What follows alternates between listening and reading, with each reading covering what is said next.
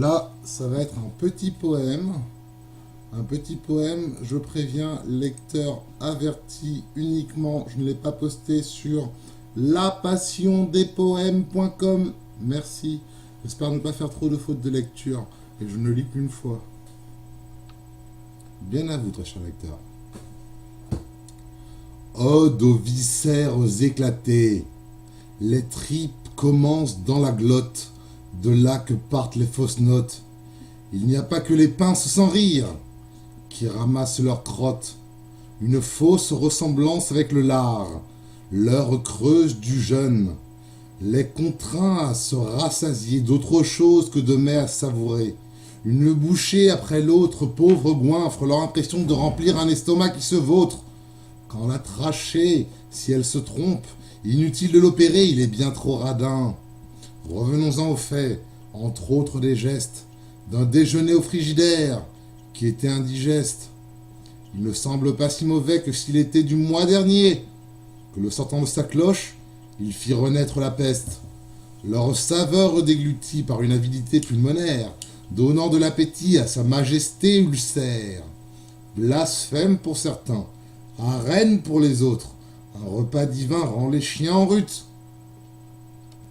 Un si grand appétit et si peu de victuailles, une chine de riz, je me veux tripaille, et malgré le délice, comme l'on découvre une oasis, il le vaut mieux sans malice tout empiffrer, ou demeure en fait intact un dernier repas, mieux qu'en terre de lys, encore un réceptacle, chaque fois qu'est dégluti ce nouveau grain, ramené sans pitié vers ce jardin.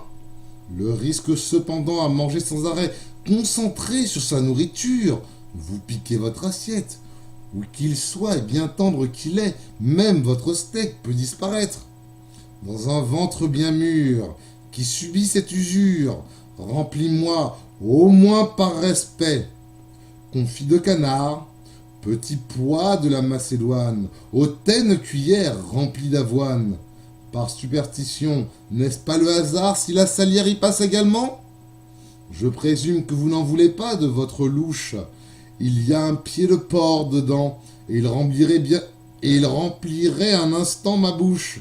Une vie remplie comme un ventre confié sans réfléchir pour un bout de fromage. Une panse en délire, avec acharnement, mieux vaut compter les heures de ce triste labeur. Celui de sustenter sans broncher un repas, même pas prêt, de l'an dernier.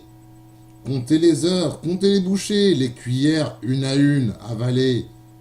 Donner à manger à ce ventre plein, un dessert sucré, au milieu de la pitance, 1 kilomètre après l'autre de ces tripes pleines exploseront de joie au prochain déjeuner.